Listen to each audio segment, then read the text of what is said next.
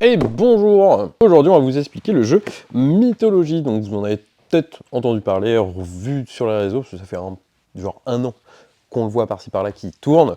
Donc, ça va être un jeu de 2 à 4 joueurs, un jeu de stratégie, un peu de construction de tableau et de combo de cartes et de draft. C'est édité par Super Meeple. Les auteurs sont Maxime Babad et Michael Fro-Garcin et c'est illustré par Arthur Bocard. Ouais, la boîte est assez dingue, donc Arthur Bocard, j'ai bien envie de voir ce qu'il a fait d'autre.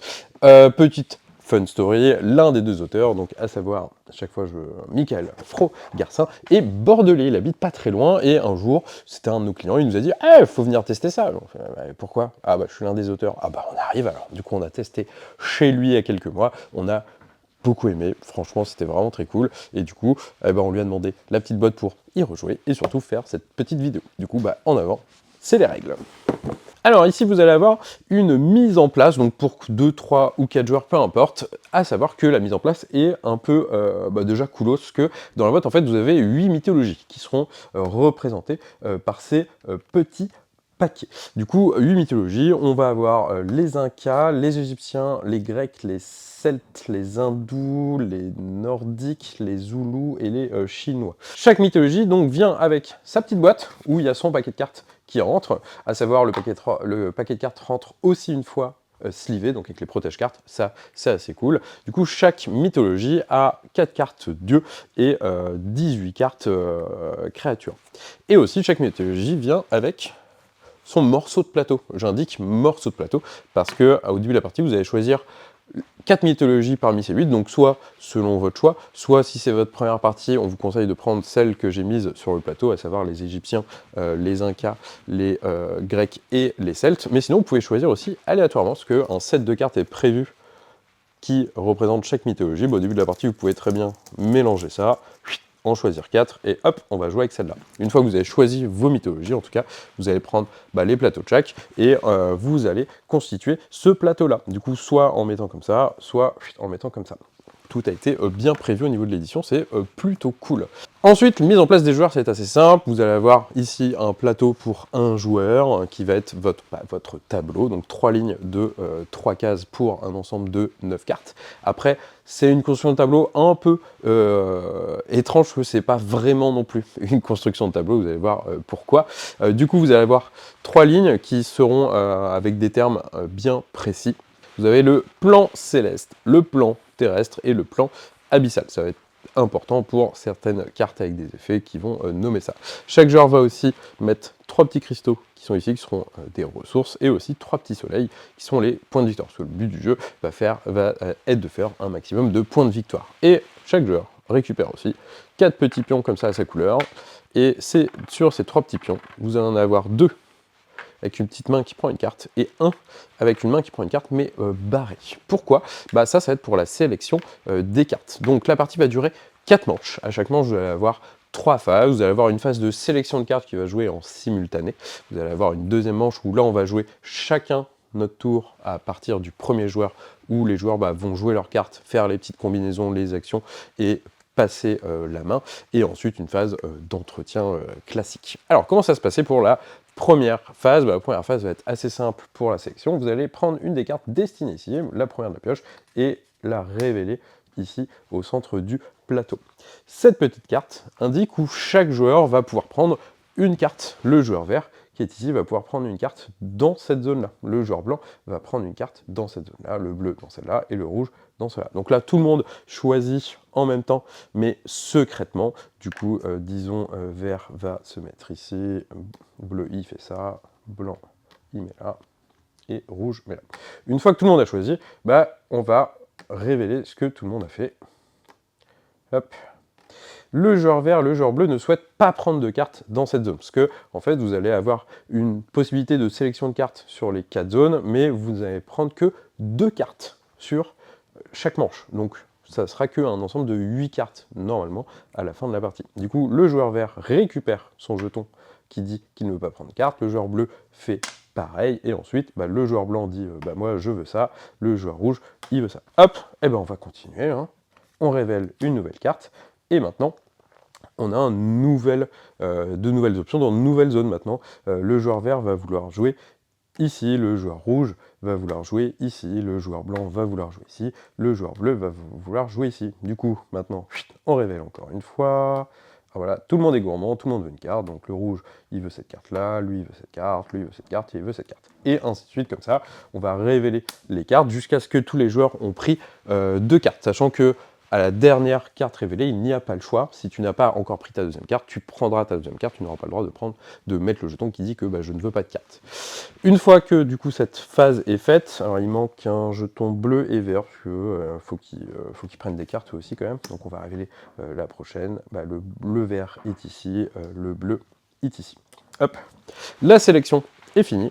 Bah, maintenant, tous les joueurs vont récupérer leurs cartes. Ensuite, maintenant, on va passer chacun notre tour. Donc en commençant par le premier joueur, vous avez le petit jeton comme ceci pour le désigner. Bah, ce joueur va jouer une carte sur son plateau où il veut, faire les effets indiqués par la carte et d'autres peut-être qui combattent, et ensuite jouer sa deuxième carte pour refaire l'action de cette carte-là, et ensuite il a des pouvoirs activés via des cartes, il le fait, et après il passe la main assez simplement. Du coup, un petit zoom sur les cartes. Alors du coup, les cartes vont avoir bah, forcément pas mal de petites choses dessus. Du coup, à savoir, bah, les cartes créatures n'ont pas de coût. Vous la posez, vous ne payez rien.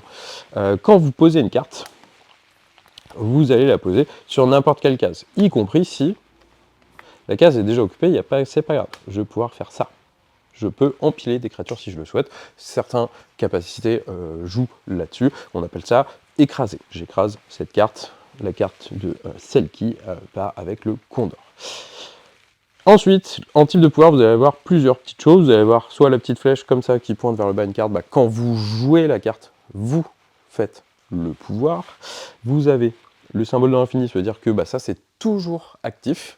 Soit vous allez avoir un symbole de l'infini avec un 1, ça veut dire que ça, vous pouvez le faire une fois par tour, à votre tour. Soit le symbole de l'infini qui peut se déclencher plusieurs fois, quand vous le souhaitez, mais souvent sous condition. Si j'écrase telle carte, je vais pouvoir faire ça. Si je déplace telle carte, je vais pouvoir faire ça, etc. etc. Et ensuite, dernier petit symbole important, ça va être le petit sablier qu'on voit ici. Bah, le sablier, c'est assez simple, ça va être à la fin de la partie, vous allez avoir des points de victoire supplémentaires en fonction de ce qui est écrit, donc en fonction de différentes choses qui peuvent apparaître pendant la partie. Voilà, aussi simple. Du coup, pour faire un petit exemple, parce qu'il va y avoir quelque chose d'autre sur ces fameuses cartes. Du coup, disons, on va jouer la Selkie. Mon premier move, c'est de jouer la Selkie. Vous pouvez voir que sur le côté, là, vous avez 3 petites flammes qui représentent bah, les 3 zones de notre jeu. Comme je l'ai mis sur ma deuxième ligne, bah, je vais gagner le bénéfice de la deuxième ligne de la carte Selkie. Donc là, c'est-à-dire je vais gagner 2 cristaux. Ensuite, c'est un symbole de l'infini, donc il n'y a pas d'activation, et cette carte me dit je peux la sacrifier au lieu de la déplacer. Mon deuxième move, ça va être de jouer le griffon. Enfin le condor, pardon. Je vais le jouer ici. Donc, de nouveau, avec le petit bonus d'invocation, je l'ai mis tout en haut, dans la ligne du haut, donc c'est bon, je vais gagner un petit cristaux. Ensuite, c'est une petite flèche vers le bas, donc capacité d'arriver en jeu. Je vais gagner la petite flamme, ça veut dire le bonus d'invocation d'une carte créature ou divinité adjacente, c'est-à-dire bah, ici la Selkie, elle est au deuxième niveau, donc je vais regagner 2 cristaux, et ensuite je vais la sacrifier. Quand je sacrifie une carte, bah, je la sacrifie et je la mets dans ma défausse. Chaque joueur aura sa défausse. Et bah, fin de mon tour, aussi simple que ça. Ensuite, on passe la main, et ainsi de suite. À noter, sur votre tableau, au début de la partie, on a mis ces petites choses ici. Dès que je mets un ensemble de 3 cartes, disons, cette ligne est complète, bah, je vais récupérer ce bonus. Si je mets, vous l'avez deviné, 3 cartes dans la colonne, bah, je gagne ce petit bonus, aussi simple que ça. Une fois que tout le monde a joué, bah, on va passer à la deuxième manche. Et du coup, à la deuxième manche, bah, on va déjà refiler le plateau avec 2 nouvelles cartes à chaque fois. À noter d'ailleurs, j'ai dit qu'il y avait 18 cartes créatures dans chaque mythologie, c'est bien le cas, et à savoir, dans ces paquets de 18 cartes mythologie, il va y avoir 6 cartes identiques, présentes chacune en 3 exemplaires. Donc, il y a pas mal d'infos à prendre en compte. Forcément, sur une première partie, vous allez lire bah, toutes les cartes pour voir ce qui est faisable, ce que vous voulez comme carte. Mais en fait, en vrai, sur une seule partie, au bout de la deuxième allez, peut-être début, troisième manche, vous avez pratiquement vu toutes les cartes, et du coup, on gagne déjà en fluidité. Donc ça, c'est assez chouette en vrai, et comme ça, vous pouvez quand même vous dire, ah bah lui, il a déjà pris celle-là, mais il en reste 2, donc je peux essayer de la choper. Sachant qu'à la deuxième manche, je vais avoir l'apparition des dieux, parce que, comme je l'ai dit, chaque mythologie a 4 dieux, et on va les poser ici. Hop. Ces dieux, ils sont un peu plus costauds que les cartes normales, donc elles coûtent 4 cristaux à poser. Du coup, faudra emmagasiner les cristaux si vous voulez jouer des dieux. Donc ces dieux, on va avoir pas mal de petits pouvoirs aussi. Par exemple, Viracocha vous permet de sacrifier à votre tour une fois une créature pour gagner 2 points de victoire, ce qui peut vous servir à enlever une carte de votre tableau qui était sur une autre carte, qui va du coup peut-être déclencher de nouveau son pouvoir, et là, parce qu'elle redevient visible, il y a pas mal de petites choses comme ça, pas mal de petites termes techniques, vous allez pouvoir appeler des créatures, mais là quand vous appelez, ça fait pas les bonus d'invocation, vous allez pouvoir par contre les invoquer depuis une défausse, là vous faites le pouvoir, enfin voilà, il y a vraiment plein de petites choses, plein de petites combinaisons, c'est super agréable à jouer, et maintenant on commence la deuxième manche, qu'on va, notifier sur le petit plateau de manche. Alors, dernière petite chose à noter, parce que les règles sont à peu près finies, on ne fait pas non plus un gros ramassis. À la fin de la troisième manche, on va regarder si vous avez fait la petite condition qui est indiquée, ici. Du coup, ici, ça nous dit avoir plus de soleil, donc d'icônes point de victoire, sur les invocations qu'un -1 dans sa colonne de gauche. Donc, par exemple, sur ma colonne ici de gauche où j'ai mis mes créatures, j'ai un seul bonus d'invocation. Si mes voisins ont un symbole comme ça ou plus, moi je ne gagnerai pas de points de victoire à ce moment-là. Sachant que si je le fais, par contre, je gagne 2 points de victoire. Cette condition, je pourrais la refaire si possible, si j'y arrive de nouveau à la fin de la quatrième manche, mais là je gagnerai que un seul point de victoire, ce qui est indiqué sur le plateau de jeu. Sachant qu'à la fin de la quatrième manche aussi, vous allez avoir une nouvelle ligne qui est ici, avoir au moins 3 cristaux d'invocation dans sa colonne centrale. Donc cette fois-ci, c'est ici, sur votre plateau joueur, c'est bien ma colonne centrale. Là, il faut avoir au moins 3 symboles de cristaux sur les invocations qu'on a.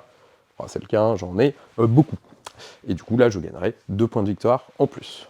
Donc, 4 manches. Chaque manche, phase de sélection, tous en même temps. Phase de pose de cartes et d'activation, chacun notre tour.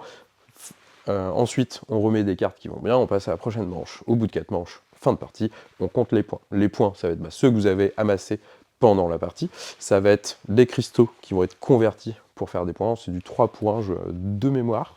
Et aussi, si vous avez des cartes avec le petit symbole sablier, ça va vous faire gagner un point de victoire pour ce qui est écrit, hein, tout simplement pour la condition idoine. C'est pas des parties trop longues aussi, hein, c'est entre 20 et 40 minutes, parce qu'à 2 joueurs, ça va assez vite aussi. À noter, vous avez à 2 joueurs une petite règle qui dit qu'à chaque fois que vous allez retourner une carte destinée comme ça, dans les 2 zones qui sont pas jouées, parce qu'on est 2 joueurs, vous allez retirer une des cartes qui va être une certaine valeur par rapport. Enfin bref, ça c'est des petits détails, vous verrez dans la règle, c'est assez simple.